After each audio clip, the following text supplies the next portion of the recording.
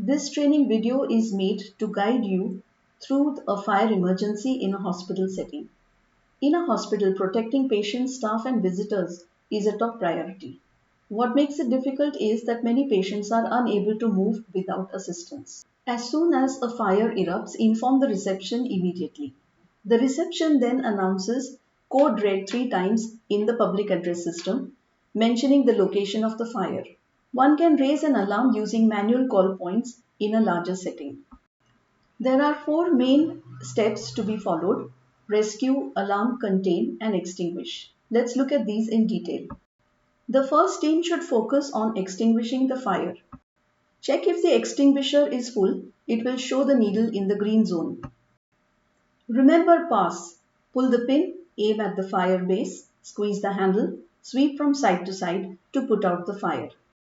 A second team should ensure evacuation of all persons from the site, patients, staff and visitors. At the same time, each room can be sealed as you leave to indicate no persons are present.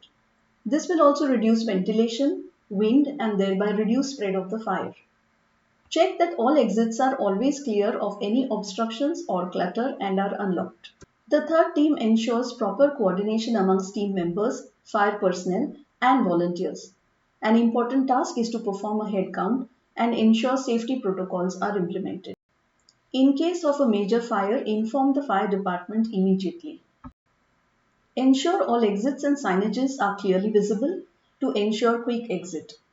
All persons should assemble at a safe designated assembly point.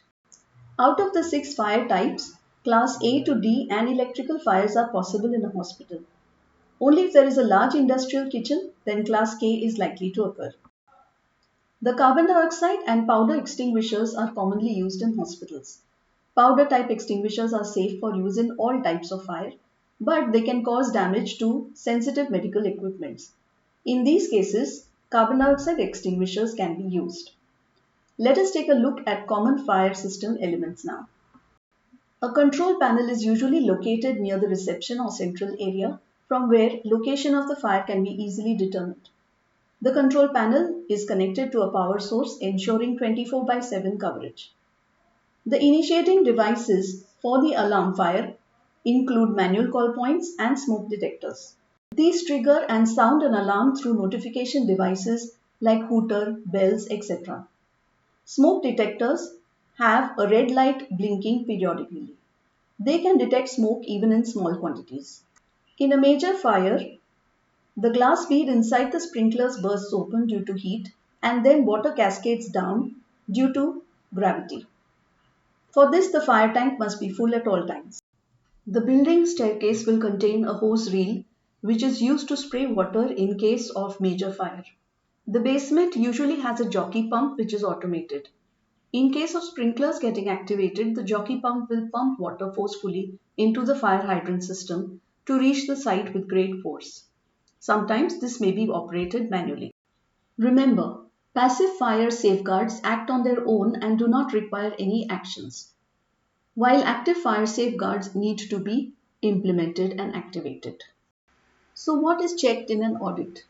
A manual with policy, protocols and SOPs, the fire NOC for the establishment, an up-to-date B form which is to be obtained every 6 monthly, whether mock drills have been conducted, training records of staff including photographs, evaluations pre and post, etc.